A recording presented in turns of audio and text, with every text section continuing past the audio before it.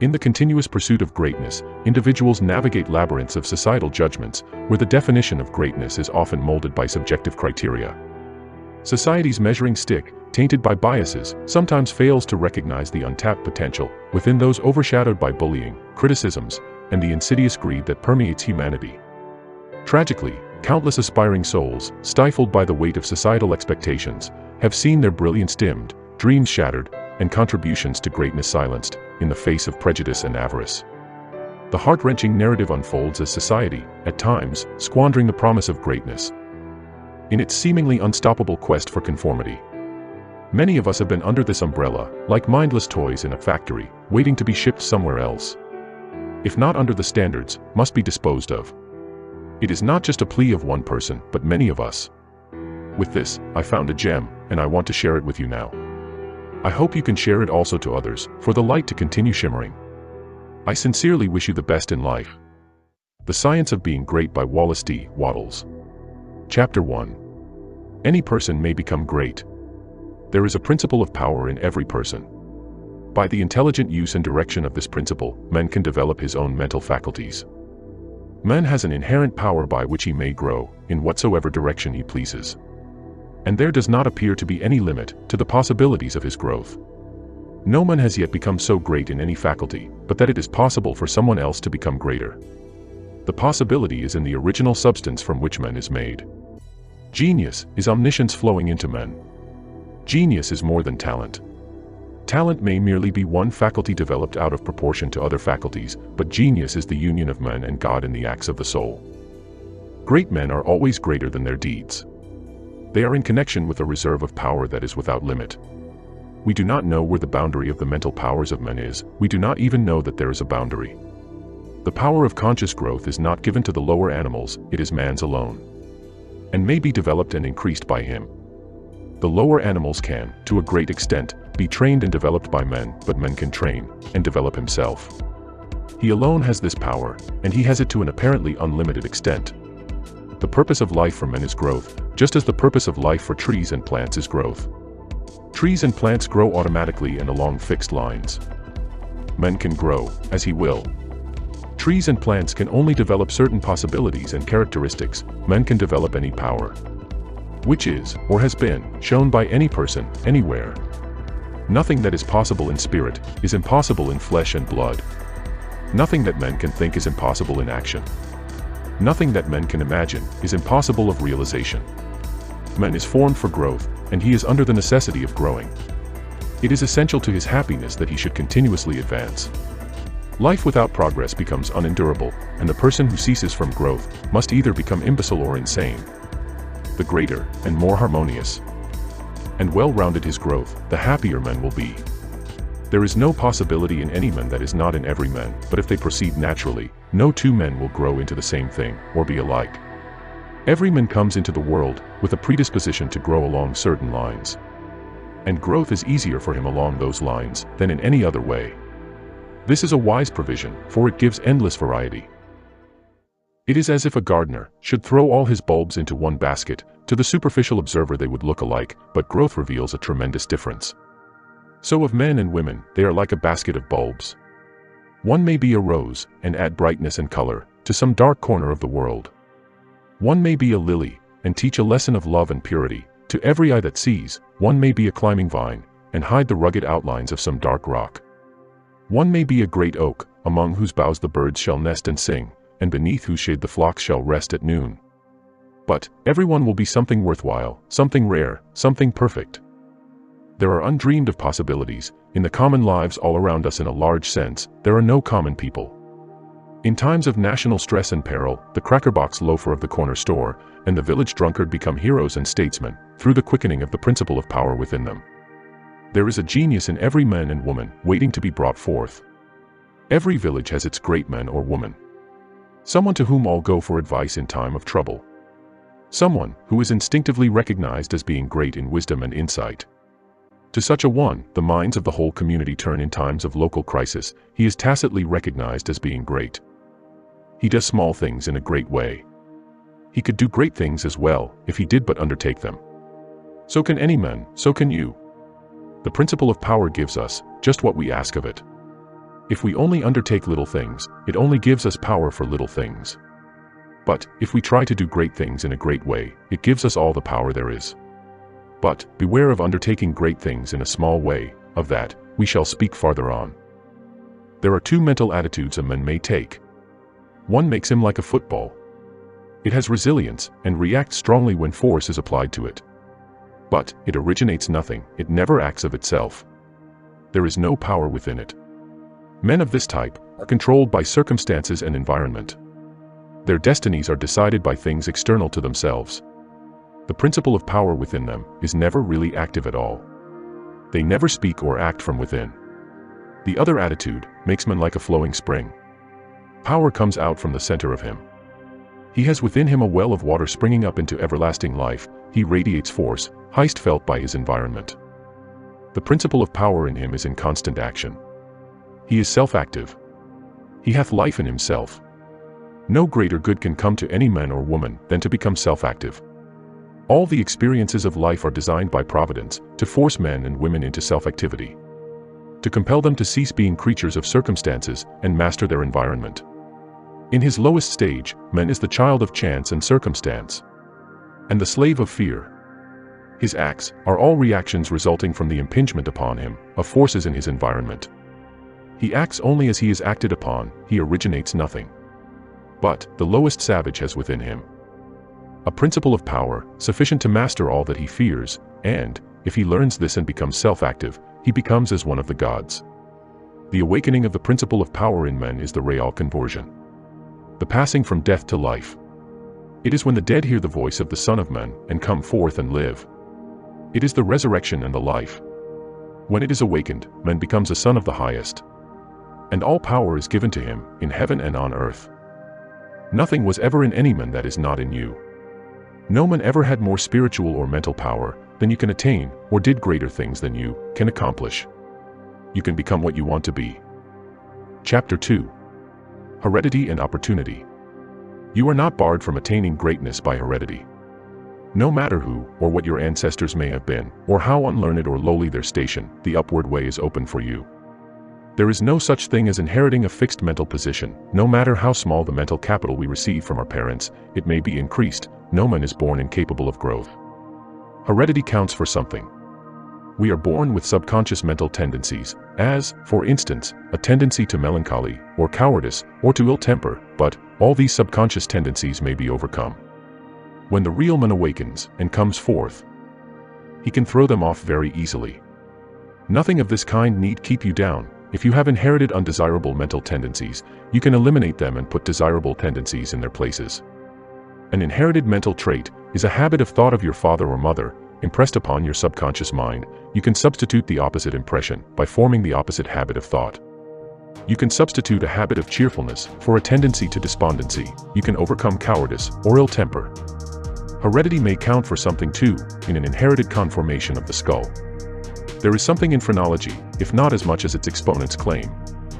It is true that the different faculties are localized in the brain, and that the power of a faculty depends upon the number of active brain cells in its area. A faculty whose brain area is large is likely to act with more power than one whose cranial section is small. Hence, persons with certain conformations of the skull show talent as musicians, orators, mechanics, and so on. It has been argued from this that a man's cranial formation must, to a great extent, decide his station in life, but this is an error. It has been found that a small brain section with many fine and active cells gives as powerful expression to faculty as a larger brain with coarser cells. And it has been found that by turning the principle of power into any section of the brain, with the will and purpose to develop a particular talent, the brain cells may be multiplied indefinitely. Any faculty, power, or talent you possess, no matter how small or rudimentary, may be increased. You can multiply the brain cells in this particular area until it acts as powerfully as you wish. It is true that you can act most easily through those faculties that are now most largely developed. You can do with the least effort the things which come naturally, but it is also true that if you will make the necessary effort, you can develop any talent. You can do what you desire to do and become what you want to be. When you fix upon some ideal and proceed as hereinafter directed, all the power of your being is turned into the faculties required in the realization of that ideal. More blood and nerve force go to the corresponding sections of the brain, and the cells are quickened, increased, and multiplied in number. The proper use of the mind of men will build a brain capable of doing what the mind wants to do. The brain does not make the men makes the brain. Your place in life is not fixed by heredity. Nor are you condemned to the lower levels by circumstances or lack of opportunity. The principle of power in men is sufficient for all the requirements of his soul. No possible combination of circumstances can keep him down, if he makes his personal attitude right and determines to rise. The power which formed man and purposed him for growth also controls the circumstances of society, industry, and government. And this power is never divided against itself. The power which is in you is in the things around you, and, when you begin to move forward, the things will arrange themselves for your advantage, as described in later chapters of this book. Man was formed for growth, and all things external were designed to promote his growth. No sooner does a man awaken his soul and enter on the advancing way, than he finds that not only is God for him, but nature, society, and his fellow men are for him also. And all things work together for his good, if he obeys the law. Poverty is no bar to greatness, for poverty can always be removed. Martin Luther, as a child, sang in the streets for bread. Linnaeus the naturalist had only $40 with which to educate himself. He mended his own shoes, and often had to beg meals from his friends. Hugh Miller, apprenticed to a stonemason, began to study geology in a quarry. George Stephenson, inventor of the locomotive engine, and one of the greatest of civil engineers, was a coal miner, working in a mine, when he awakened and began to think. James Watt was a sickly child, and was not strong enough to be sent to school. Abraham Lincoln was a poor boy. In each of these cases, we see a principle of power in the man that lifts him above all opposition and adversity. There is a principle of power in you, if you use it and apply it in a certain way. You can overcome all heredity, and master all circumstances and conditions, and become a great and powerful personality. Chapter 3. The source of power. Man's brain, body, mind, faculties, and talents are the mere instruments he uses in demonstrating greatness. In themselves, they do not make him great. A man may have a large brain and a good mind, strong faculties, and brilliant talents, and yet, he is not a great man, unless he uses all these in a great way. That quality which enables man to use his abilities in a great way, makes him great, and to that quality, we give the name of wisdom. Wisdom is the essential basis of greatness. Wisdom is the power to perceive the best ends to aim at, and the best means for reaching those ends. It is the power to perceive the right thing to do. The man who is wise enough to know the right thing to do, who is good enough to wish to do only the right thing, and who is able and strong enough to do the right thing, is a truly great man. He will instantly become marked as a personality of power in any community, and men will delight to do him honor. Wisdom is dependent upon knowledge. Where there is complete ignorance, there can be no wisdom. No knowledge of the right thing to do. Man's knowledge is comparatively limited, and so his wisdom must be small, unless he can connect his mind with knowledge greater than his own, and draw from it, by inspiration, the wisdom that his own limitations deny him. This he can do. This is what the really great men and women have done. Man's knowledge is limited and uncertain, therefore, he cannot have wisdom in himself. Only God knows all truth, therefore, only God can have real wisdom, or the right thing to do at all times, and man can receive wisdom from God. I proceed to give an illustration. Abraham Lincoln had limited education, but he had the power to perceive truth.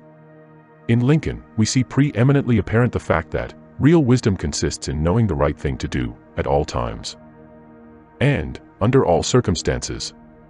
In having the will to do the right thing, and in having talent and ability enough to be competent and able to do the right thing.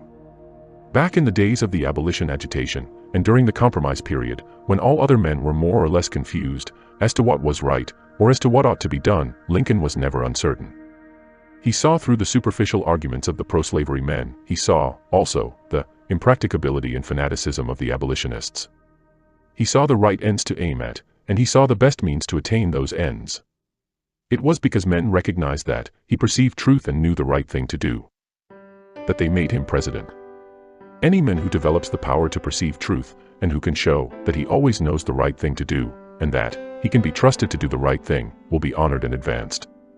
The whole world is looking eagerly for such men. When Lincoln became president, he was surrounded by a multitude of so-called able advisors, hardly any two of whom were agreed. At times, they were all opposed to his policies. At times, almost the whole North was opposed to what he proposed to do. But he saw the truth when others were misled by appearances. His judgment was seldom or never wrong. He was at once the ablest statesman and the best soldier of the period. Where did he, a comparatively unlearned man, get this wisdom? It was not due to some peculiar formation of his skull or to some fineness of texture of his brain. It was not due to some physical characteristic. It was not even a quality of mind, due to superior reasoning power. Processes of reason do not often reach knowledge of truth. It was due to a spiritual insight. He perceived truth, but where did he perceive it, and whence did the perception come?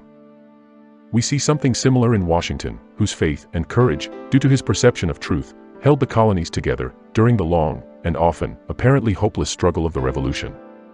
We see something of the same thing in the phenomenal genius of Napoleon, who always knew, in military matters, the best means to adopt. We see that the greatness of Napoleon was in nature rather than in Napoleon, and we discover back of Washington and Lincoln something greater than either Washington or Lincoln. We see the same thing in all great men and women. They perceive truth, but truth cannot be perceived until it exists.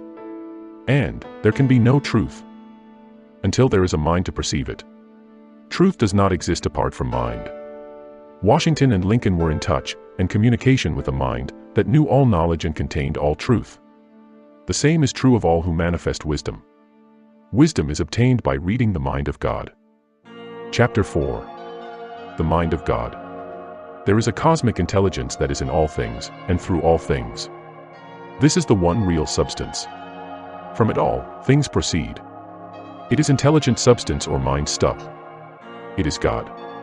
Where there is no substance, there can be no intelligence. For where there is no substance, there is nothing. Where there is thought, there must be a substance which thinks. Thought cannot be a function, for function is motion, and it is inconceivable that mere motion should think.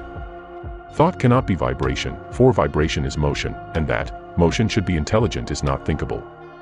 Motion is nothing but the moving of substance. If there be intelligence shown, it must be in the substance, and not in the motion.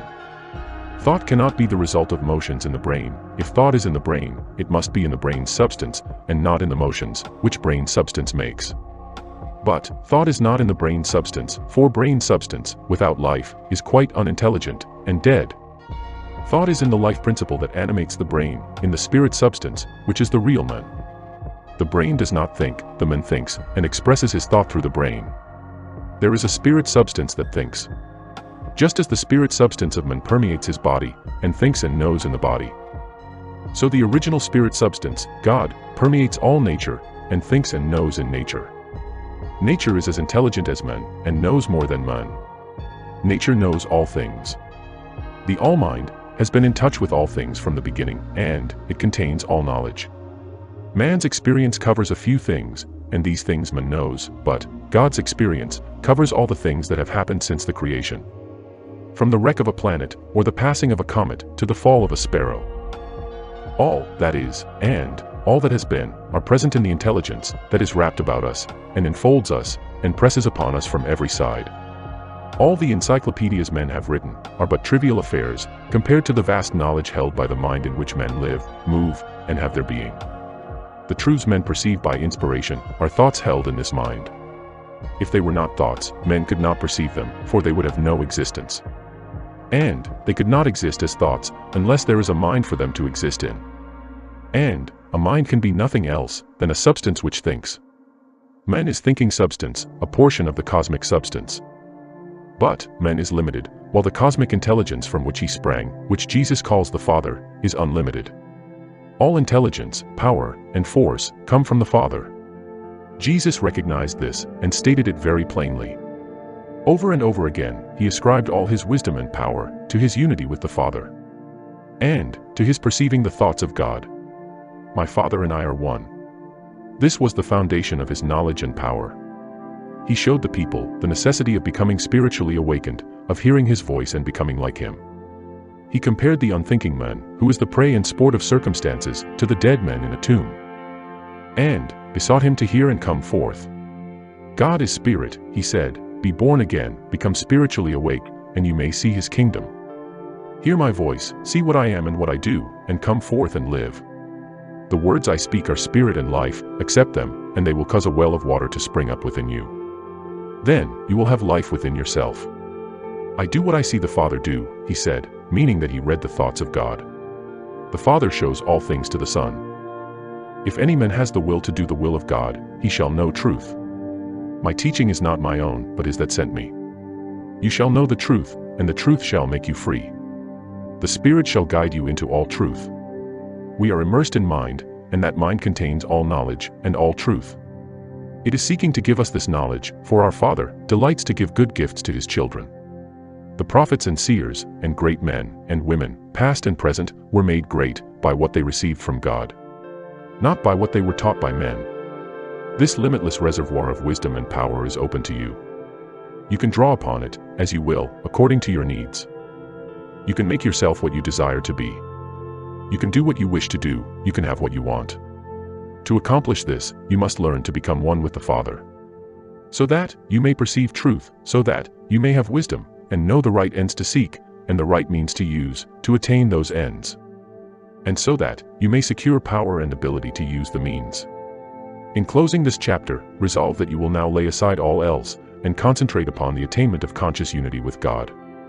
Oh, when I am safe in my sylvan home, I tread on the pride of Greece and Rome, and when I am stretched beneath the pines, where the evening star so holy shines. I laugh at the lore and pride of men, at the sophist schools and the learned clan, for what are they all in their high conceit, when men in the bush with God may meet? Chapter 5. Preparation. Draw nigh to God and he will draw nigh to you. If you become like God, you can read his thoughts. And, if you do not, you will find the inspirational perception of truth impossible. You can never become a great man or woman until you have overcome anxiety, worry, and fear. It is impossible for an anxious person, a worried one, or a fearful one to perceive truth. All things are distorted and thrown out of their proper relations by such mental states, and those who are in them cannot read the thoughts of God.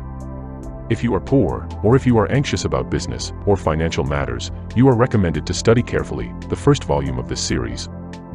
The Science of Getting Rich, that will present to you a solution for your problems of this nature. No matter how large or how complicated they may seem to be. There is not the least cause for worry about financial affairs. Every person who wills to do so may rise above want, have all he needs, and become rich. The same source upon which you propose to draw for mental unfolding and spiritual power is at your service for the supply of all your material wants. Study this truth until it is fixed in your thoughts and until anxiety is banished from your mind. Enter the certain way which leads to material riches. Again, if you are anxious or worried about your health, realize it is possible for you to attain perfect health so that you may have strength sufficient for all that you wish to do and more. That intelligence, which stands ready to give you wealth and mental and spiritual power, will rejoice to give you health also. Perfect health is yours for the asking, if you will only obey the simple laws of life and live aright. Conquer ill health and cast out fear. But it is not enough to rise above financial and physical anxiety and worry, you must rise above moral evildoing as well. Sound your inner consciousness now for the motives that actuate you, and make sure they are right. You must cast out lust, and cease to be ruled by appetite, and you must begin to govern appetite. You must eat only to satisfy hunger, never for gluttonous pleasure, and in all things, you must make the flesh obey the spirit. You must lay aside greed, have no unworthy motive in your desire to become rich and powerful. It is legitimate and right to desire riches, if you want them for the sake of the soul. But not, if you desire them for the lusts of the flesh. Cast out pride and vanity, have no thought of trying to rule over others, or of outdoing them. This is a vital point. There is no temptation so insidious as the selfish desire to rule over others. Nothing so appeals to the average man or woman as to sit in the uppermost places at feasts, to be respectfully saluted in the marketplace, and to be called rabbi, master. To exercise some sort of control over others is the secret motive of every selfish person.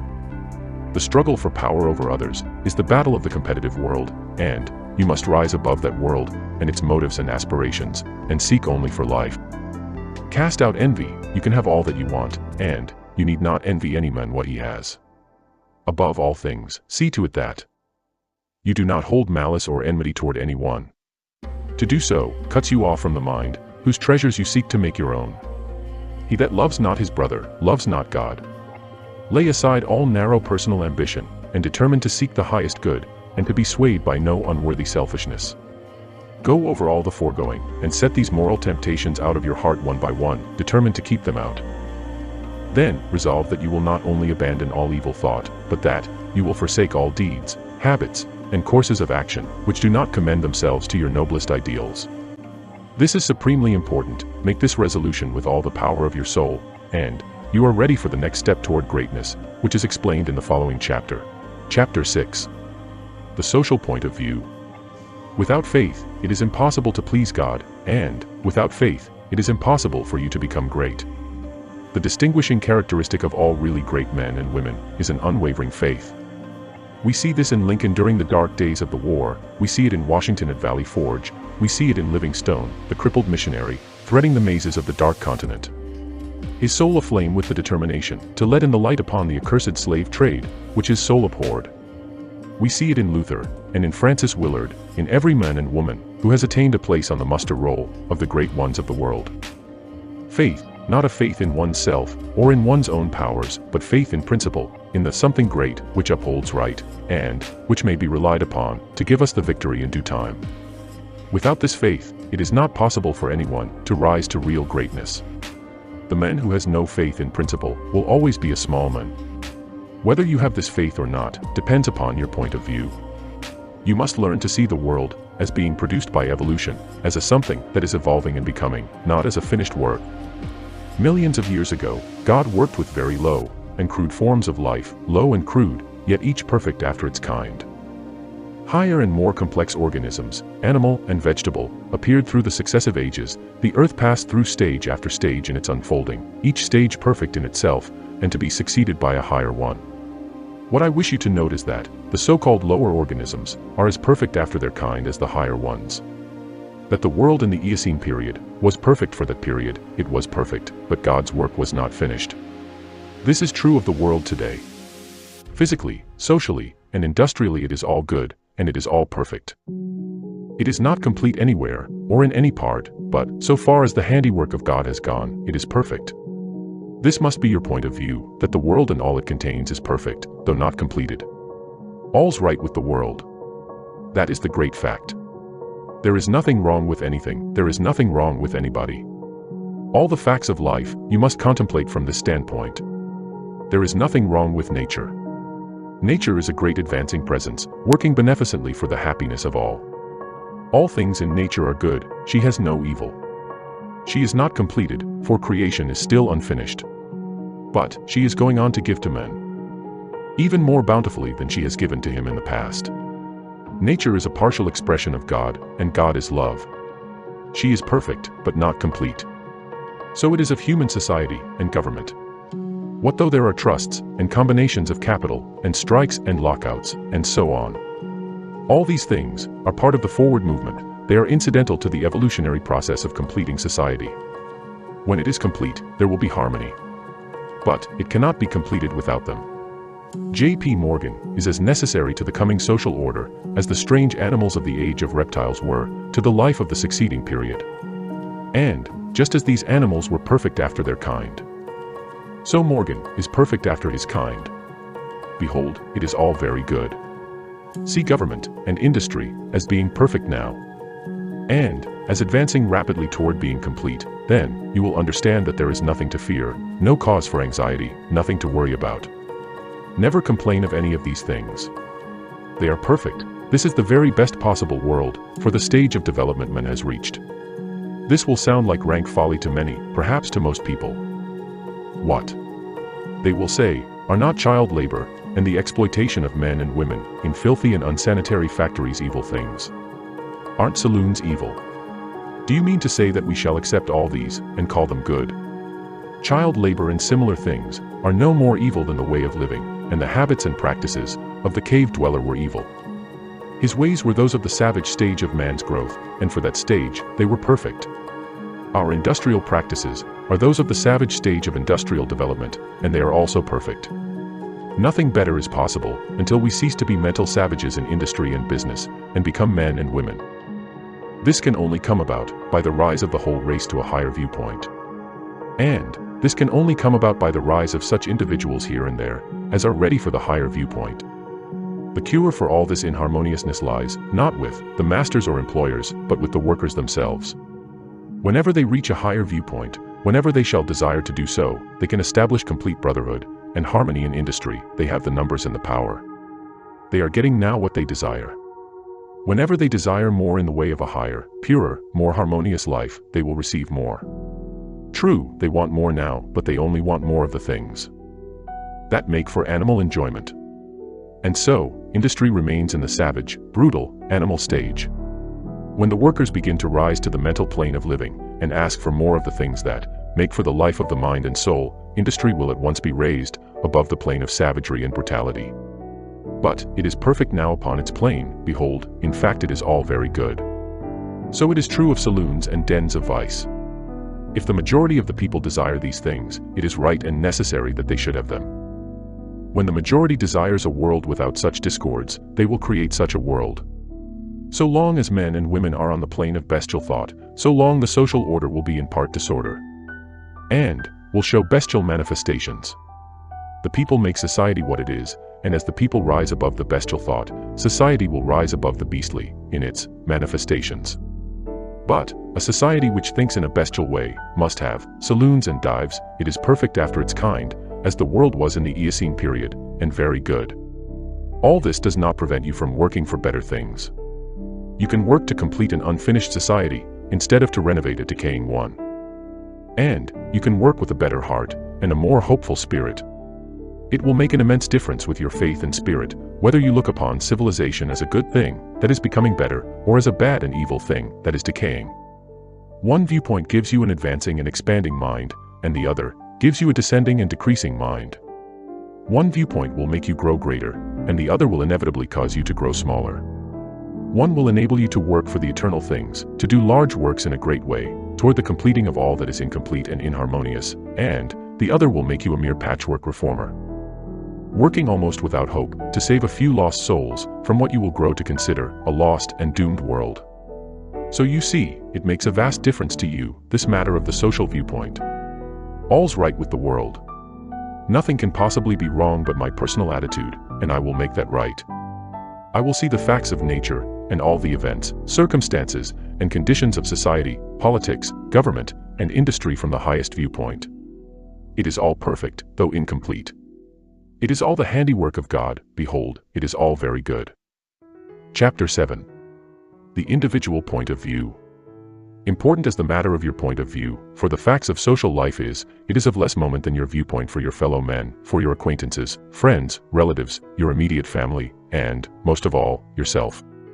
You must learn not to look upon the world as a lost and decaying thing, but as a something perfect and glorious, which is going on to a most beautiful completeness. And you must learn to see men and women not as lost and accursed things, but as perfect beings, advancing to become complete. There are no bad or evil people. An engine, which is on the rails pulling a heavy train, is perfect after its kind. And it is good. The power of steam, which drives it, is good. Let a broken rail throw the engine into the ditch, and it does not become bad or evil. By being so displaced, it is a perfectly good engine, but off the track. The power of steam that drives it into the ditch and wrecks it is not evil, but a perfectly good power. So, that which is misplaced, or applied in an incomplete or partial way, is not evil. There are no evil people, there are perfectly good people who are off the track, but they do not need condemnation or punishment. They only need to get upon the rails again. That which is undeveloped or incomplete often appears to us as evil, because of the way we have trained ourselves to think. The root of a bulb that shall produce a white lily is an unsightly thing. One might look upon it with disgust. But how foolish we should be to condemn the bulb for its appearance when we know the lily is within it. The root is perfect after its kind. It is a perfect but incomplete lily, and so we must learn to look upon every man and woman, no matter how unlovely in outward manifestation. They are perfect in their stage of being, and they are becoming complete. Behold, it is all very good. Once we come into a comprehension of this fact, and arrive at this point of view, we lose all desire to find fault with people, to judge them, criticize them, or condemn them. We no longer work as those who are saving lost souls, but as those who are among the angels, working out the completion of a glorious heaven. We are born of the Spirit, and we see the kingdom of God. We no longer see men as trees walking, but our vision is complete. We have nothing but good words to say. It is all good, a great and glorious humanity coming to completeness. And, in our association with men, this puts us into an expansive and enlarging attitude of mind. We see them as great beings, and we begin to deal with them and their affairs in a great way. But, if we fall to the other point of view, and see a lost and degenerate race, we shrink into the contracting mind. And our dealings with men and their affairs will be in a small and contracted way. Remember to hold steadily to this point of view. If you do, you cannot fail to begin at once to deal with your acquaintances and neighbors, and with your own family, as a great personality deals with men. This same viewpoint must be the one from which you regard yourself. You must always see yourself as a great advancing soul. Learn to say, "There is that in me of which I am made," which knows no imperfection, weakness, or sickness. The world is incomplete, but God in my own consciousness is both perfect and complete. Nothing can be wrong but my own personal attitude. And my own personal attitude can be wrong only when I disobey that which is within. I am a perfect manifestation of God, so far as I have gone, and I will press on to be complete. I will trust and not be afraid. When you are able to say this understandingly, you will have lost all fear, and you will be far advanced upon the road to the development of a great and powerful personality. Chapter 8. Consecration. Having attained to the viewpoint that puts you into the right relations with the world and with your fellow men, the next step is consecration. And consecration in its true sense simply means obedience to the soul. You have that within you, that which is always impelling you toward the upward and advancing way, and that impelling something is the divine principle of power. You must obey it without question. No one will deny the statement that, if you are to be great, the greatness must be a manifestation of something within, nor can you question that this something must be the very greatest and highest that is within. It is not the mind, or the intellect, or the reason. You cannot be great if you go no farther back for principle than to your reasoning power. Reason knows neither principle nor morality.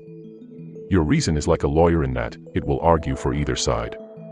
The intellect of a thief will plan robbery and murder as readily as the intellect of a saint will plan a great philanthropy. Intellect helps us to see the best means and manner of doing the right thing, but intellect never shows us the right thing. Intellect and reason serve the selfish man for his selfish ends as readily as they serve the unselfish man for his unselfish ends. Use intellect and reason without regard to principle, and you may become known as a very able person, but you will never become known as a person whose life shows the power of real greatness. There is too much training of the intellect and reasoning powers, and too little training in obedience to the soul.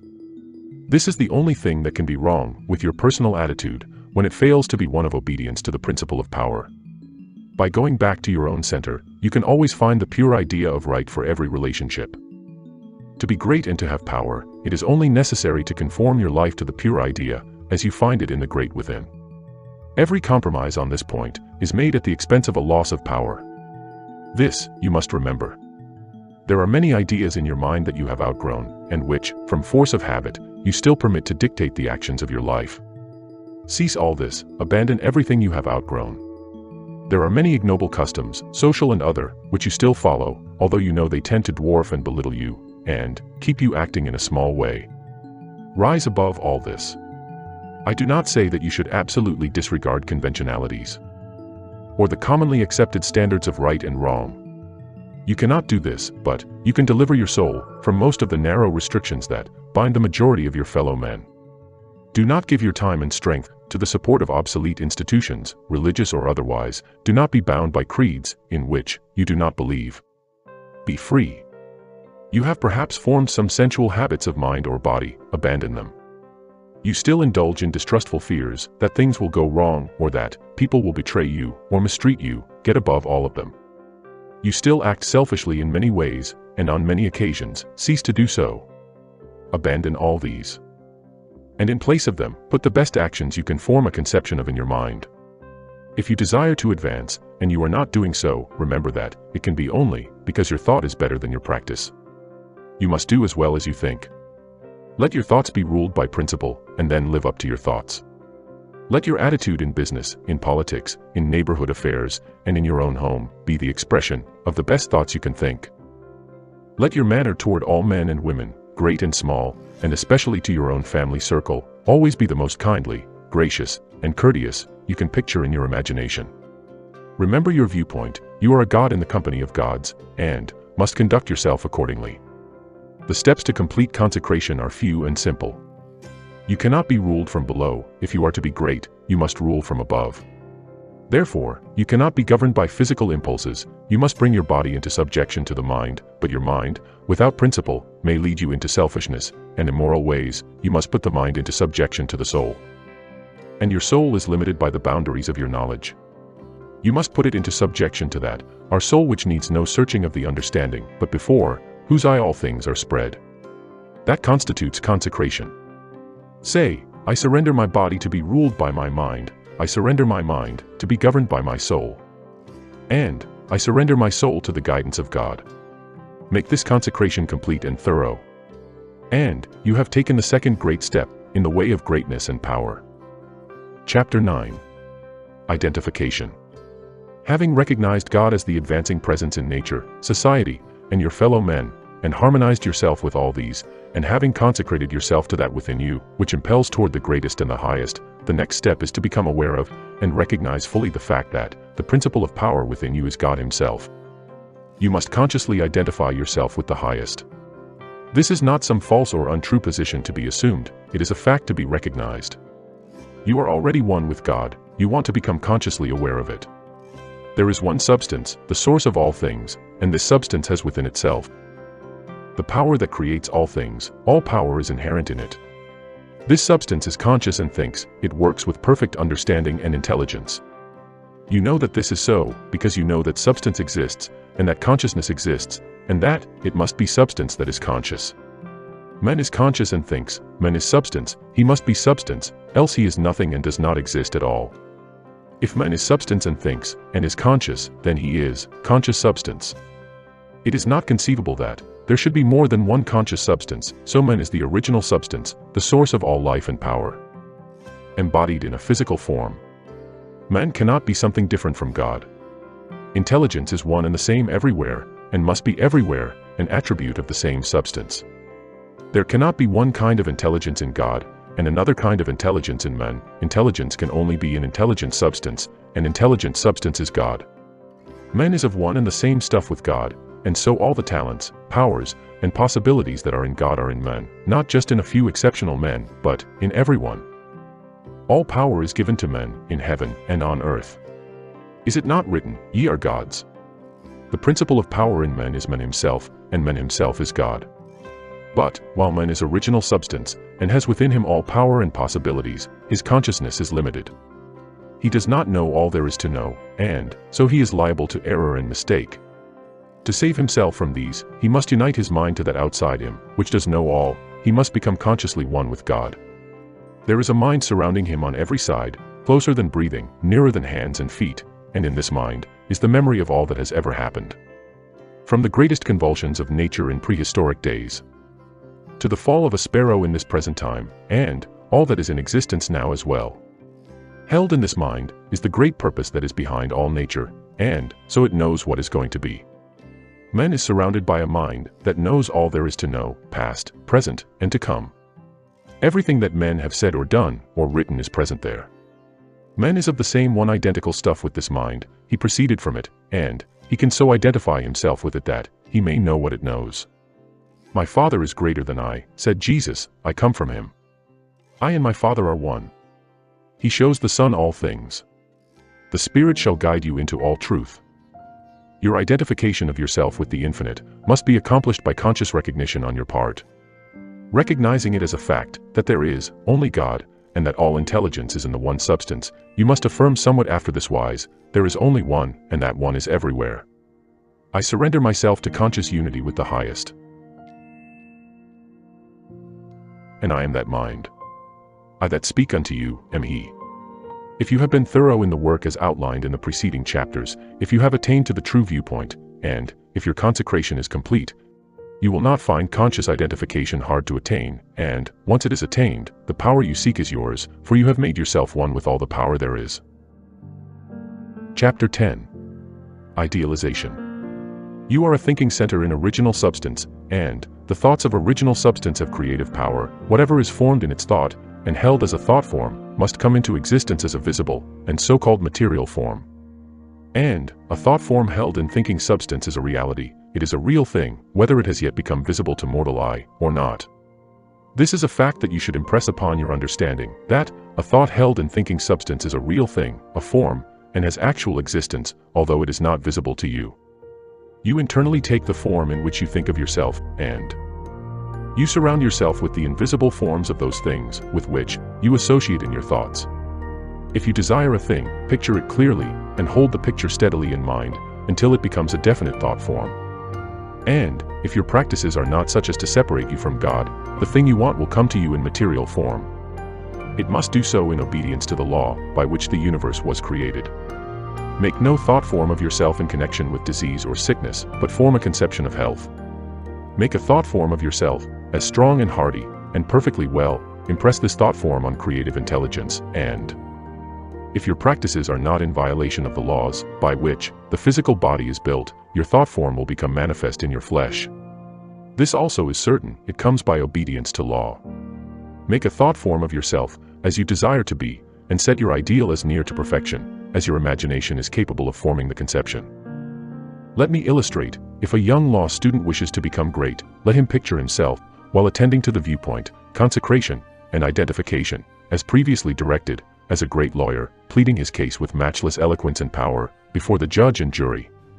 As having an unlimited command of truth, of knowledge, and of wisdom. Let him picture himself as the great lawyer, in every possible situation and contingency, while he is still only the student. In all circumstances, let him never forget, or fail to be the great lawyer in his thought form of himself.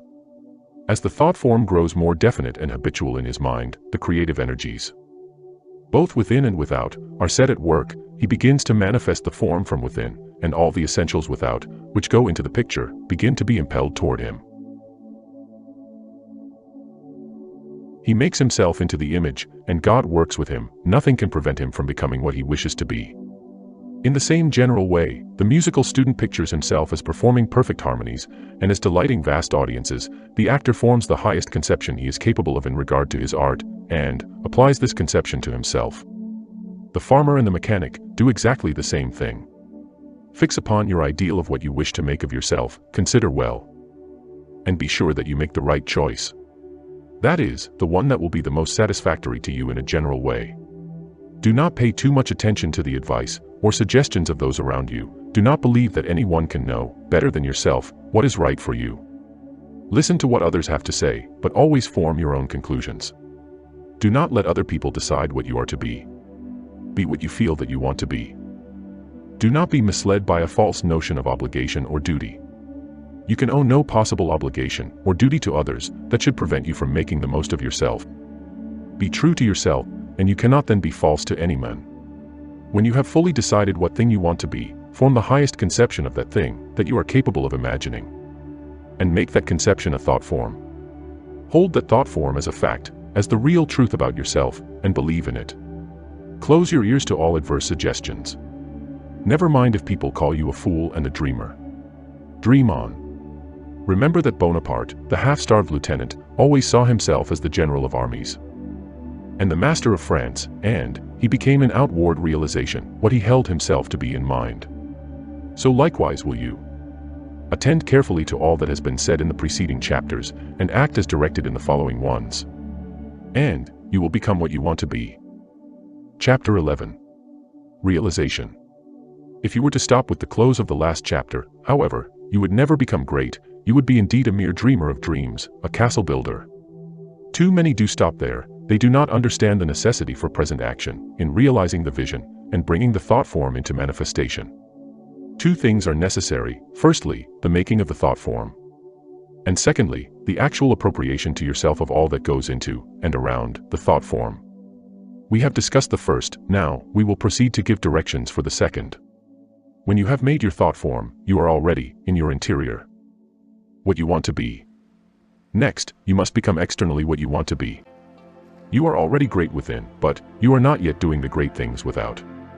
You cannot begin, on the instant, to do the great things. You cannot be before the world, the great actor, or lawyer, or musician, or personality you know yourself to be. No one will entrust great things to you as yet, for you have not made yourself known. But you can always begin to do small things in a great way. Here lies the whole secret.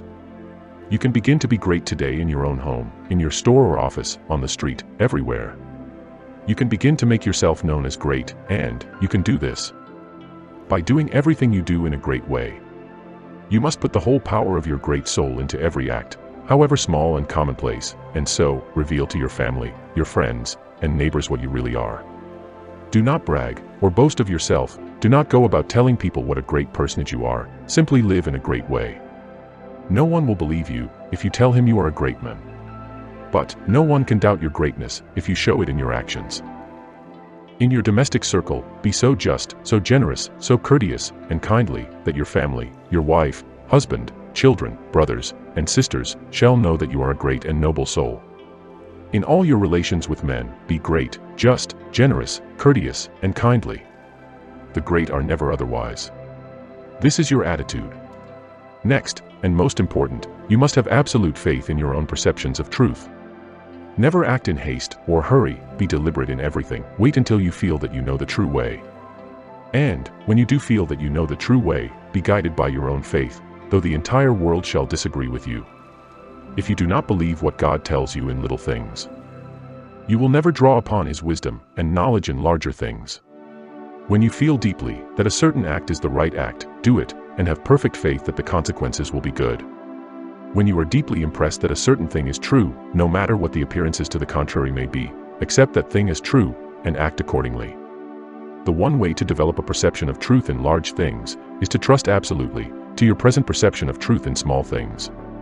Remember that you are seeking to develop this very power or faculty, the perception of truth. You are learning to read the thoughts of God. Nothing is great, and nothing is small in the sight of omnipotence. He holds the sun in its place, but He also notes a sparrow's fall, and numbers the hairs of your head. God is as much interested in the little matters of everyday life as He is in the affairs of nations. You can perceive truth about family and neighborhood affairs, as well as about matters of statecraft. And the way to begin is to have perfect faith in the truth in these small matters, as it is revealed to you from day to day. When you feel deeply impelled to take a course that seems contrary to all reason and worldly judgment, take that course. Listen to the suggestions and advice of others, but always do what you feel deeply in the within to be the true thing to do. Rely with absolute faith, at all times, on your own perception of truth, but be sure that you listen to God, that you do not act in haste, fear, or anxiety. Rely upon your perception of truth in all the facts and circumstances of life. If you deeply feel that a certain man will be in a certain place on a certain day, go there with perfect faith to meet him. He will be there, no matter how unlikely it may seem. If you feel sure that certain people are making certain combinations or doing certain things, act in the faith that they are doing those things. If you feel sure of the truth of any circumstance or happening, near or distant, past, present, or to come, trust in your perception. You may make occasional mistakes at first because of your imperfect understanding of the within, but you will soon be guided almost invariably right. Soon, your family and friends will begin to defer more and more to your judgment and to be guided by you. Soon, your neighbors and townsmen will be coming to you for counsel and advice. Soon, you will be recognized as one who is great in small things. And you will be called upon more and more to take charge of larger things. All that is necessary is to be guided absolutely, in all things, by your inner light, your perception of truth. Obey your soul, have perfect faith in yourself. Never think of yourself with doubt or distrust, or as one who makes mistakes. If I judge, my judgment is just, for I seek not honor from men, but from the Father only.